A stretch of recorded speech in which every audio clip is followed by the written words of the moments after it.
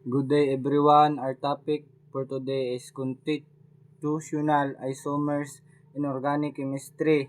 I will explain what constitutional isomers are, why they are important, and give some example. In introduction, organic chemistry is the study of carbon-containing compounds and how they are structured.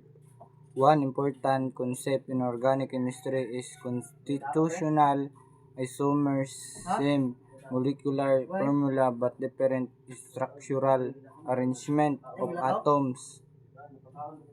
Ang organic chemistry is the study of carbon-containing compounds. Constitutional isomers are compounds with the same molecular formula but different structural arrangement. Bisag parehas sila og molecular formula, lahi ang pag-connect sa ilang atoms, mao ang lahi usab ilang properties o uses.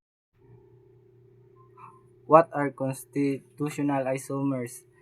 Constitutional isomers, also called structural isomers, are compounds that contain the same number of carbon and hydrogen atoms but differ in how these atoms are connected.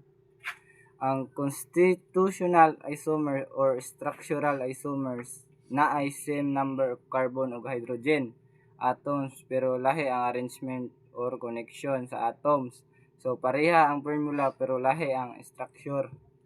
Example, molecular formula C4H10. N-butane, ang N-butane kay CH3, CH2, CH2, CH3 ay sa butane 2-methyl propane. Although they have the same formula, their structure are different. Why do constitutional isomer occur? Carbon atoms can bond in many different ways. They may form straight chain or branch chain. As the number of carbon atoms increase, more possible structure can be formed, resulting in more constitutional isomer. Ang constitutional isomer, carbon can bond in many different ways. Pwede siyang mahimong straight chain or branch chain.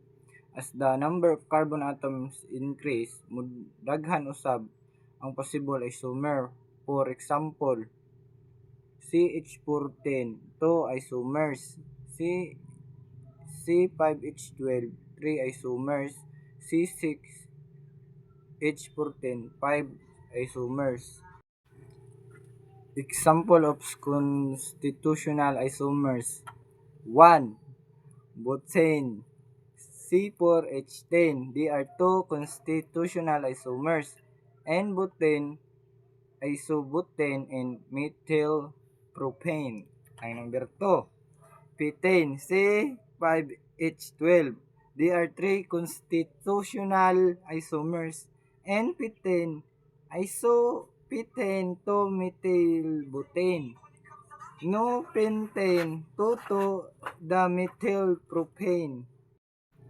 There are 5 constitutional isomers: N-hexane, 2-methylpentane, 3-methylpentane, 2,2-dimethylbutane, 3,2-dimethylbutane.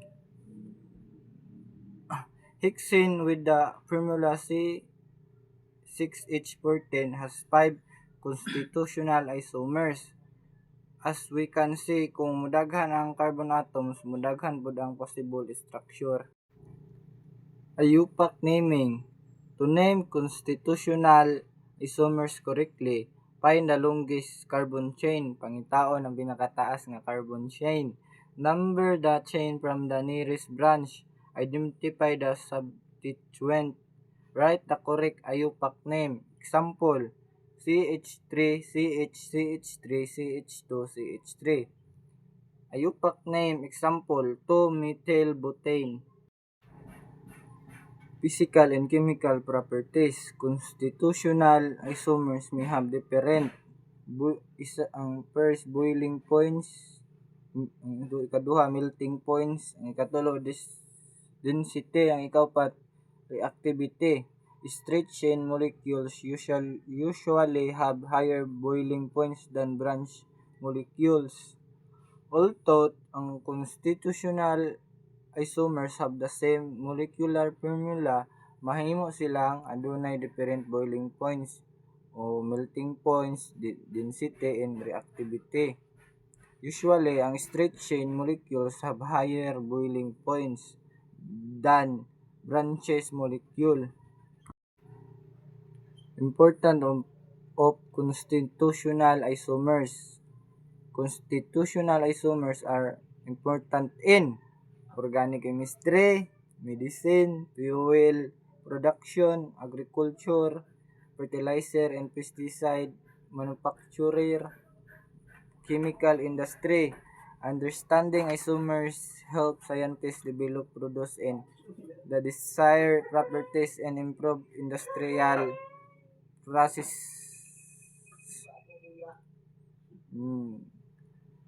Ang pagsabot sa isomers makatabang sa scientist sa paghimo og products nga naay desired properties. In conclusion, constitutional isomers have the same molecular formula but different in structural formulas. Tungod sa ilang difference in structure, lahi usab ilang names, properties, and application. That way, learning constitutional isomers this is important in chemistry. That end of my presentation. Salamat sa pagpaminaw.